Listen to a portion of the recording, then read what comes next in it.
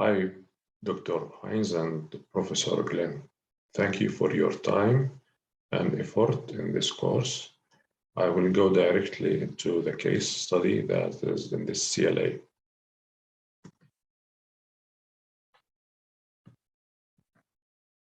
So the case talks about Starbucks international expansion, more specifically in China and in Japan. The presentation will cover a background introduction about the case. Second part, it will talk about its expansion or Starbucks expansion into Japan, then into China, and finally the conclusions that can be driven from this case. So, as a background introduction, Starbucks was established in Seattle in 1971. In 1982, Mr. Harold Schwartz joined the company as a retail operations marketing director. He then acquired the company from its original owners and renamed it into Starbucks Corporation. In 1982, Starbucks was publicly listed, and it is now listed in NASDAQ index. So this is a brief introduction into to the history of Starbucks and how it turned from just a coffee house in Seattle into an international corporation. Starbucks operates based on two models. The first model is a fully controlled stores or fully controlled coffee houses. And the second is by licensing these stores. So the license takes many forms. It's like joint ventures, like franchising. So according to the 2021 annual report of Starbucks, the company operated in North America, which includes the USA and Canada, by both models. So it has fully managed stores run directly by Starbucks Corporation. The number is 9,861, and through licensed stores by independent contractors or joint ventures, even inside North America. So it's kind of Starbucks that is inside a shop. This is one form of licensing. It's like, or inside a cinema or something. So these are licensed stores, but the Starbucks stores that is on highways and in the main in the main highways and prime locations usually run by Starbucks Corporation.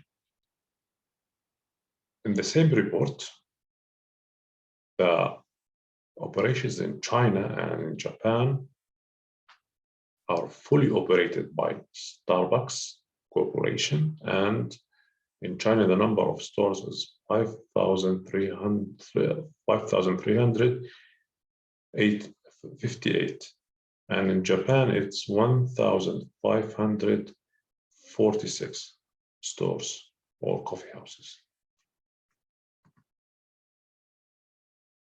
Now, about Starbucks expansion strategy in Japan. It is the same for Japan and China. Starbucks entered the two markets by using joint ventures with a local partner. At later stage, Starbucks fully acquired these operations and fully controlled them. So, according to the study shown in the screen, Starbucks is considered high capital intensity with low degree of customization. What does this mean? This means that Starbucks has high intensity capital, which means fixed assets, large in terms of real estate or in terms of fixed operations and machines and rents or fixed rent or something like that, and these types of capital. with low degree of customization. This business model for this service is has a high risk of replication, and the effective way to an expansion for this type of business is to use a local partner.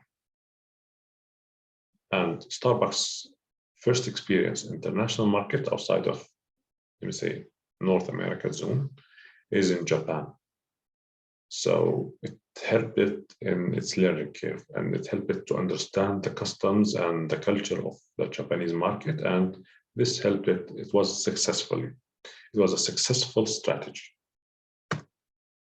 Later on, it used the same strategy in China. However, there are some characteristics of the Chinese market.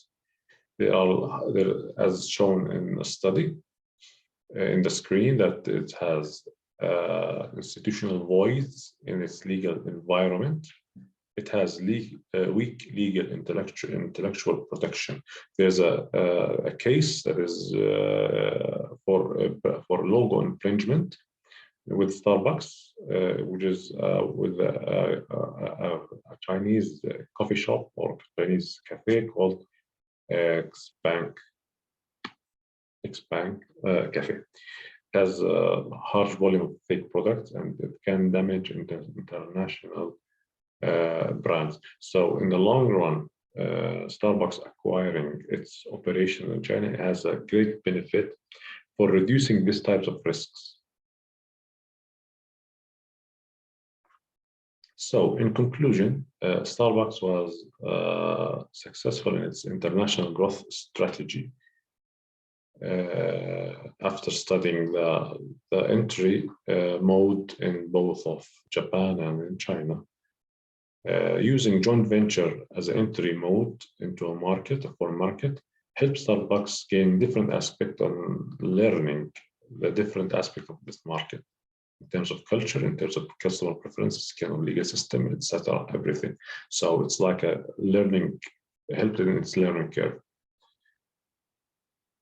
In the long term, controlling Starbucks operations in some markets like China is a good factor or good strategy in minimizing risks related to weak or judicial legal system and issues related to intellectual property.